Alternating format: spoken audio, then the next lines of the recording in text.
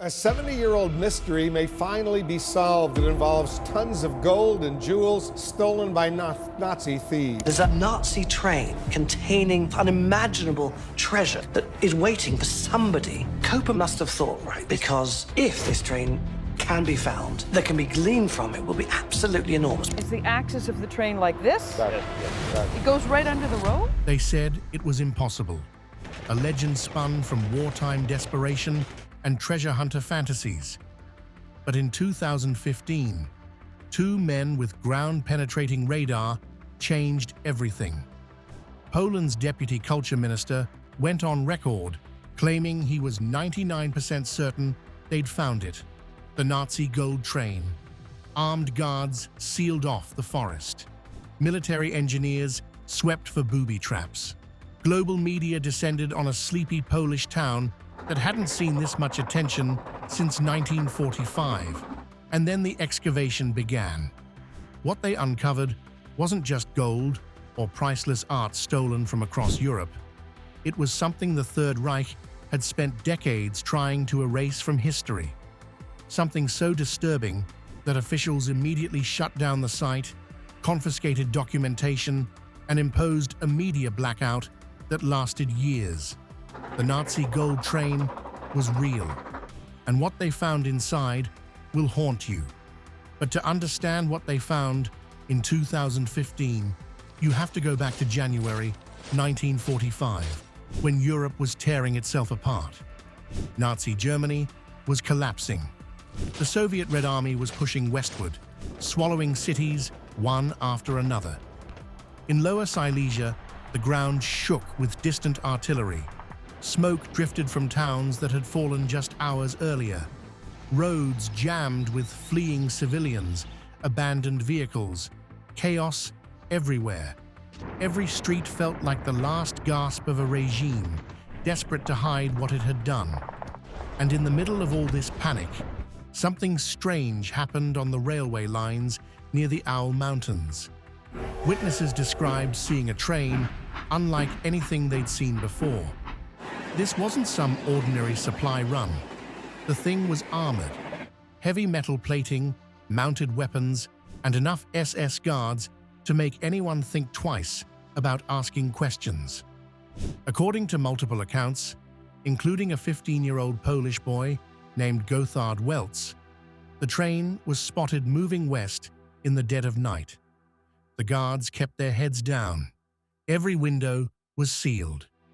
Locals watching from a distance sensed immediately that this train was different. It moved slowly out of the station, humming across the rails toward the Owl Mountains. Snow covered the tracks within minutes, hiding its trail. The ground seemed to vibrate as it rolled by, as if its weight carried far more than ordinary cargo. And then nothing. No station logs mentioned it. No crew returned from the trip. The train had simply vanished between Breslau, modern-day Wrocław, and Waldenburg, now Wałbrzych. It was like the earth had swallowed it whole. For 70 years, the Nazi gold train remained a ghost story. Despite everything historians knew about Nazi atrocities, making the existence of such a train highly plausible, nothing beyond eyewitness reports ever surfaced. The train faded into urban legend, just another wartime myth buried beneath decades of debris and denial. But this story had a different weight. The suspected hiding place was near Książ Castle. The Nazis had not only taken over the castle, Książ Castle is known as the Pearl of Silesia, one of Hitler's projected headquarters and home to the sprawling tunnel network known as Project Riese. And below the castle, a massive underground tunneling project is taking shape. These tunnels, carved deep into the Owl Mountains using slave labor from concentration camps, were abandoned hastily as the Soviets closed in. Many entrances were blasted shut, and if a train did pull into one of these underground platforms, it's entirely plausible that it could have been sealed off forever, intentionally. Over the years, maps emerged. Some showed sidings branching off from the main Wrocław-Wałbrzych railway line. Others showed incomplete but clearly defined tunnel entrances. Retired miner Tadeusz Słowikowski believed the train lay at exactly the spot where two amateur explorers would later claim to have located it. He had received information years earlier from a former German railway official who hinted that a Nazi train had indeed entered a tunnel and never emerged. Still, no definitive proof ever surfaced. Just whispers, maps, and rumors passed down from one generation to the next. For many, this wasn't just a tale of stolen riches.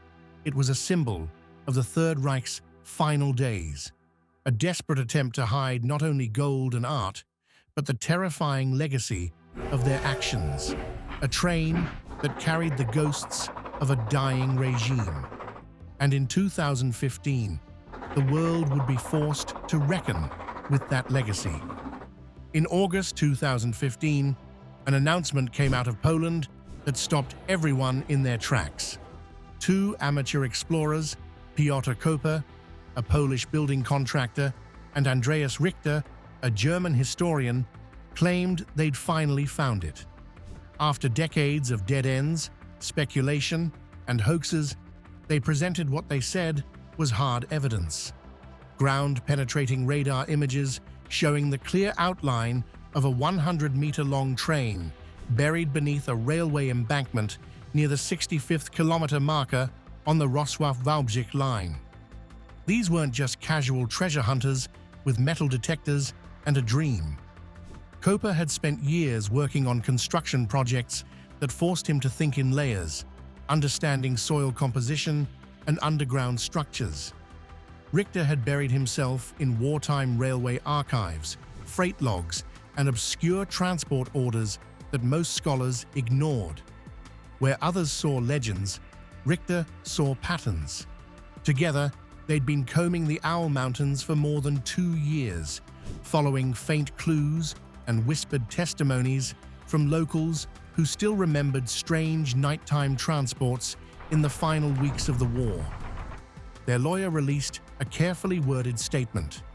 The pair would only reveal the precise location to the government in exchange for a 10% finder's fee. The secrecy, the timing, the confidence with which they spoke set off a global media storm. But there was also skepticism. Here were two men seemingly eager to profit from the goods of a regime the world would forever despise. And yet, the search for the Nazi gold train had never turned up anything concrete.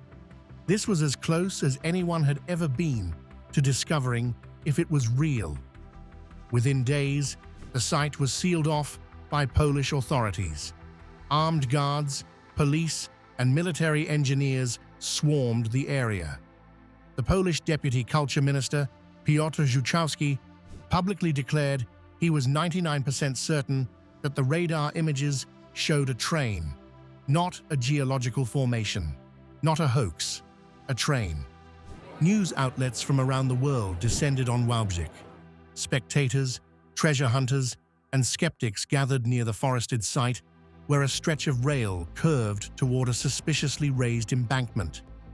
Television crews camped out in the woods. The excitement was palpable. For the first time in 70 years, the legendary Nazi gold train felt tangible, real. A 70-year-old mystery may finally be solved. It involves tons of gold and jewels stolen by Nazi thieves. Koper and Richter revealed that the radar scans had been taken using a KS-700 system, which indicated a long metallic rectangular object buried about 50 meters below the surface. The location fit neatly with older maps, witness statements, and theories. Some said they'd identified ventilation shafts, a sealed tunnel entrance, even signs of a secondary chamber nearby. Everything aligned so perfectly. But it wasn't just treasure that caught people's imagination. Speculation grew over what else could be down there. Weapons, advanced Nazi technology, even nuclear research. theories began to spiral, and the mystery only deepened as the military cleared the area for mines and traps left over from the war. Here's where it gets interesting. When the Polish army completed its sweep, excavation permits were granted. Scientific teams began scanning, measuring, drilling. The hype reached fever pitch. The discovery, or even just the illusion of one, was enough to transform Wałbrzych overnight. Tourism numbers exploded. The Nazi gold train was back in the headlines, and this time it wasn't going away. But what exactly had the Nazis left behind? Was it just a desperate attempt to hide art and jewelry before the regime collapsed? Or were they hiding something far worse? The idea of a train full of treasure might sound like fantasy, but history tells a different story. The Nazis didn't just wage war on the battlefield, they plundered Europe on a colossal scale. Art, currency, jewelry, religious artifacts, entire museum collections looted from cities across the continent. And here's the thing, this wasn't rumor or speculation. This was documented, systematic theft carried out with industrial precision. The scale of Nazi looting was unprecedented in human history. They created entire bureaucratic departments dedicated to cataloging and transporting stolen property. Special task forces identified valuable collections across occupied territories. Railway networks were commandeered specifically for moving plundered goods. It was theft on a level the world had never seen before. In May 1945, as Germany fell, American troops discovered a train filled with stolen art at Hitler's retreat in Berchtesgaden. This wasn't an isolated incident. The Allies recovered an estimated 5 million looted items, with over 4 million confirmed to have been stolen or extorted. And yet vast portions of this haul were never found. An estimated $580 billion worth of stolen assets in today's money passed through Nazi hands. Less than 20% has ever been recovered. Think about that for a moment. If one vault could hold billions in gold and priceless masterpieces, what else is still out there? One of the most famous missing treasures is the Amber Room, looted from the Catherine Palace near St. Petersburg. The Nazis dismantled it and transported it to Königsberg during the war. Then it vanished without a trace. Some believe it was destroyed in an air raid. Others insist it was loaded onto a train. The very train now suspected to be buried beneath the Owl Mountains. Hitler's deputy, Hermann Göring, was one of the most prolific art thieves in modern history. He boasted openly about his looting campaigns, amassing enough masterpieces to fill entire museums. Hitler himself envisioned a super museum in Linz, Austria, and his private collection included rare pieces stolen from Jewish collectors, galleries, and universities. There's even precedent for a literal gold train. In 1945, US forces intercepted a train in Austria carrying vast quantities of gold, silver, and artwork stolen from Hungarian Jews. This included 52 boxes of gold and diamonds, over 1,500 boxes of silver, and even the reserves of an entire national bank. Much of that treasure mysteriously vanished after the Americans seized it. So when stories of a buried Nazi train surfaced in 2015, they weren't without historical foundation. The Nazis had the motive, the means, and the opportunity. They had built elaborate underground bunkers and tunnel networks to shield their stolen wealth from the advancing Allies. These were documented strategies. But here's where the story gets darker. If the Nazi gold train had been found, it was highly likely that the treasures within wouldn't just be Nazi possessions. They would be riches stolen from the very people they spent years persecuting. Jews, Roma, academics, LGBTQ individuals, disabled people, and the many other groups they targeted. There are persistent theories that the cargo may have included personal effects stripped from Holocaust victims, clothing, suitcases, gold fillings, wedding rings, even gold teeth, items catalogued and looted systematically in concentration camps. The Nazis were methodical in how they extracted value from human life. By 1945, many of the death camps were being evacuated in haste. Eyewitnesses from the time described military convoys that moved not just valuables, but unusual freight, wooden crates, body-sized containers, sealed wagons escorted by SS units. If the Nazi gold train was among these convoys, it's possible it contained evidence of crimes the regime was desperate to hide, evidence that needed to be buried permanently. And then there's the theory of scientific or military secrets. By the end of the war, German scientists were working feverishly on advanced weapons and even nuclear technology. Project Riese and surrounding complexes in the Owl Mountains have long been suspected of housing components of these programs. Some speculate that the train may have carried radioactive materials, experimental machinery, or documentation related to weapons research. When Soviet forces moved in, they conducted thorough but largely undocumented searches of these tunnels. Reports later surfaced that Russian scientists removed crates from the region under armed guard.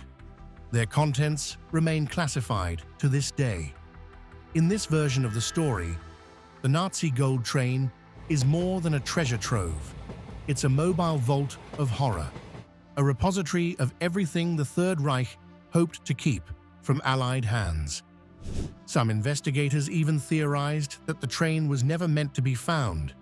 It wasn't just hidden. It was buried deliberately, entombed with whatever secrets it carried, not to keep wealth away from the enemy, but to stop anyone from discovering the full extent of what the Nazi regime had done. And if that's true, then worse than we thought doesn't begin to describe it. In late September 2015, after weeks of mounting speculation, Polish military engineers began clearing trees and inspecting the suspected site. Sappers checked for mines and booby traps. The forest floor was carefully surveyed. The world watched. Drones hovered overhead. News teams broadcast live. Everyone waited for the moment history would be rewritten. And then nothing. No grand unveiling.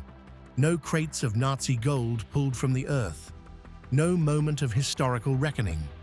But crucially, no closure either. The excavations were shallow, reaching only a meter or so below the surface in the initial sweep. Experts and independent observers immediately questioned whether the effort had gone far enough. Koper and Richter remained adamant that their scans showed something substantial buried much deeper. Many began to push for further excavation. The initial blast that sealed the tunnel could have buried tons of earth on top of the train. Rockfall in the preceding decades would have added to the pile. What the authorities were doing didn't seem enough. They pointed to missed excavation points, noted discrepancies in terrain data, pushed for renewed access. Local authorities, meanwhile, were caught between scientific caution and the growing momentum of legend.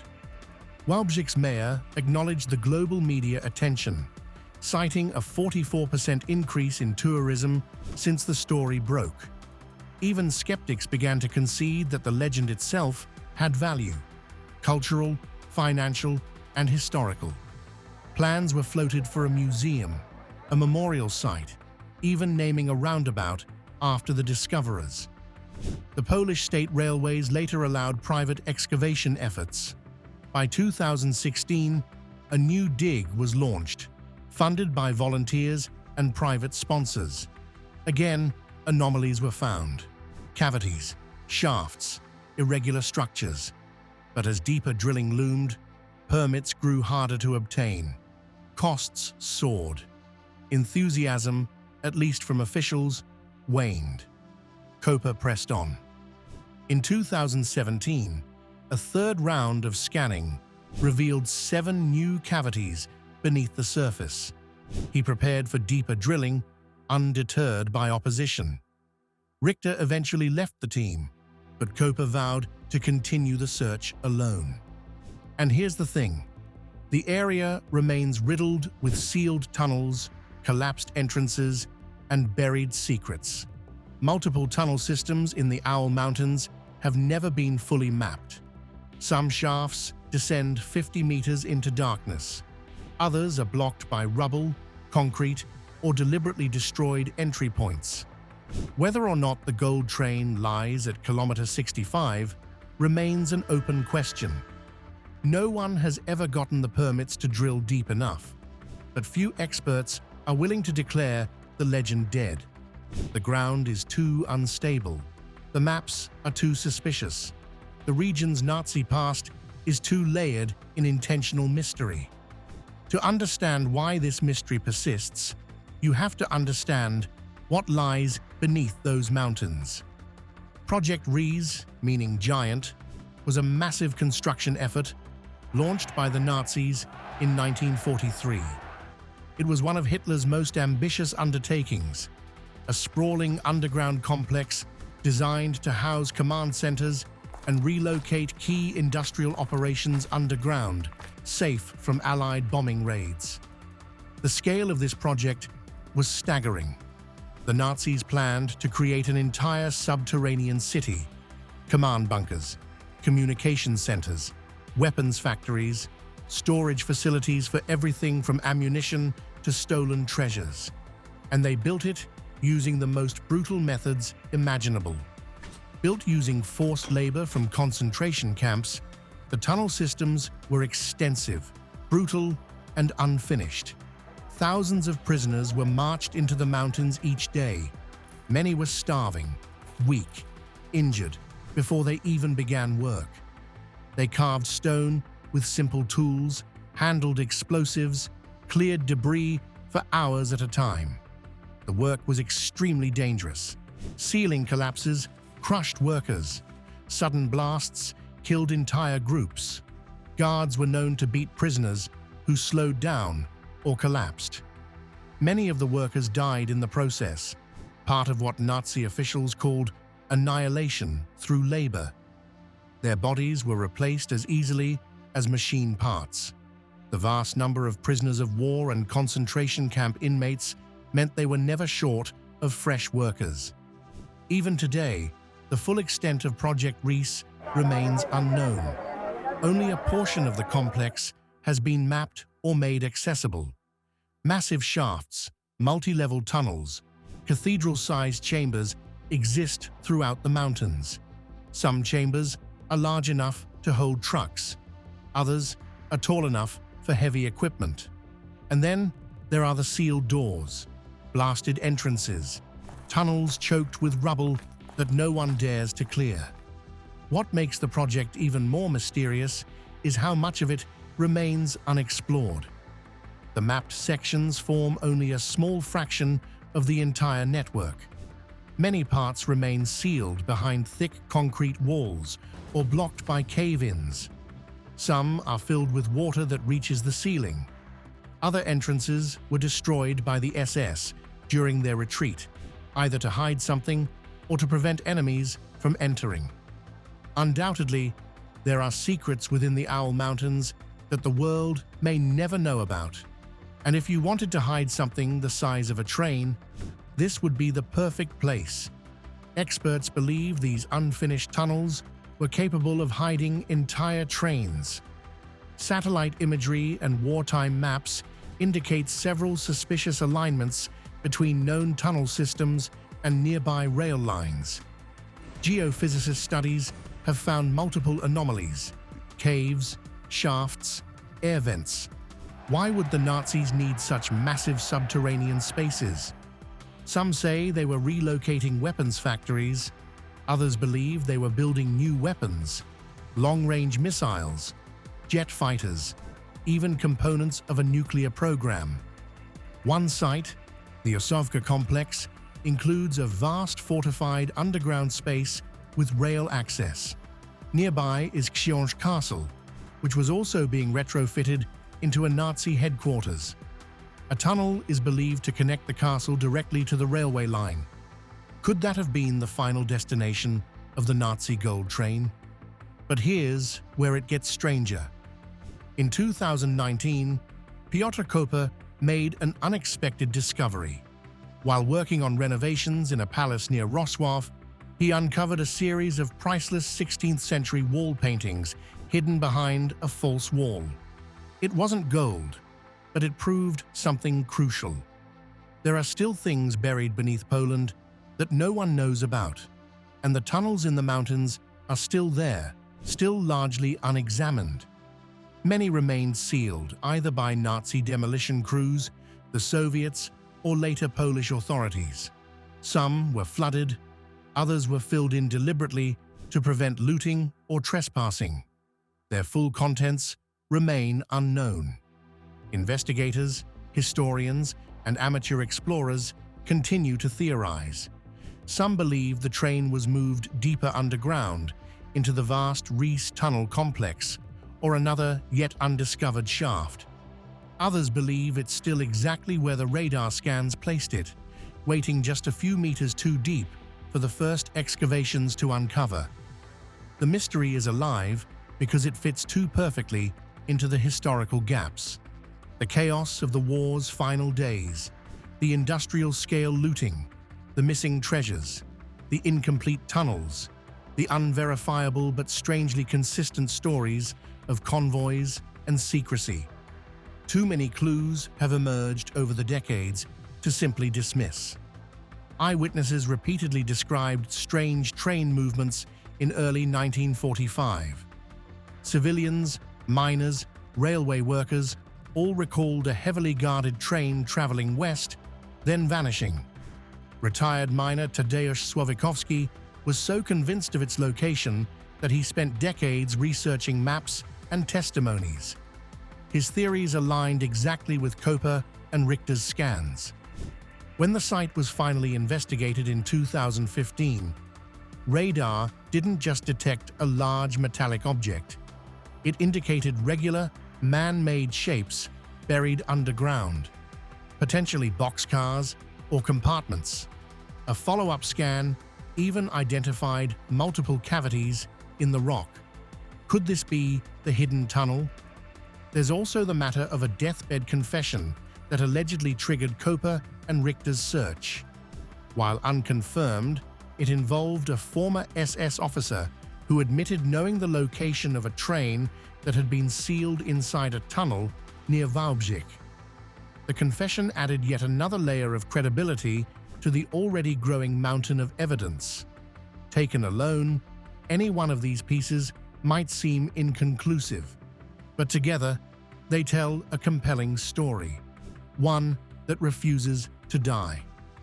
By the end of 2016, Wałbrzych had changed.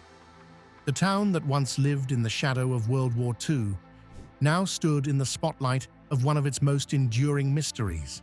Hotels filled, tour buses arrived, local businesses named dishes and drinks after the gold train. Merchandise flew off shelves. The legend had become an economy. The regional government calculated that media coverage alone was worth hundreds of millions in free promotion. One official admitted the gold train had already arrived. Andrei Richter and Piotr Koper believe they've now found that gold train buried underground by using radar equipment. Even if it wasn't what anyone had hoped for. But that's not where the story ends. The truth remains buried, both literally and metaphorically. Whatever lies beneath that embankment, gold, horrors, or something worse, one thing is certain. The Nazi gold train was real. All the evidence points to it. The eyewitness accounts, the radar data, the historical records of systematic looting. The Nazi-built infrastructure specifically designed for hiding things. The incomplete tunnel networks that have never been fully explored. The suspicious alignments on wartime German maps, the deathbed confessions, the anomalies that keep showing up on scans. And it was worse than we thought. Whether the train contained gold bars and priceless art, or personal effects stripped from Holocaust victims, or experimental weapons the regime wanted hidden forever, the implications are staggering. This wasn't just about treasure, it was about burying evidence, erasing crimes, hiding the full extent of what the Third Reich had done. Some secrets don't stay buried because people forgot about them. They stay buried because people work tirelessly to keep them that way. The Nazi gold train isn't just a legend. It's a mirror held up to the darkest chapters of modern history. A warning, a riddle, a reminder of what men can hide when they think no one is looking. And the most disturbing part? We still can't get to it. Permits denied, costs too high, ground too unstable, officials unwilling to dig deeper. The questions remain unanswered, and the truth stays locked beneath the Owl Mountains. Do you think the tunnels in the Owl Mountains will ever be fully excavated? What do you think they're really hiding down there? Let us know your thoughts in the comments. Thanks for watching. We'll see you in the next video.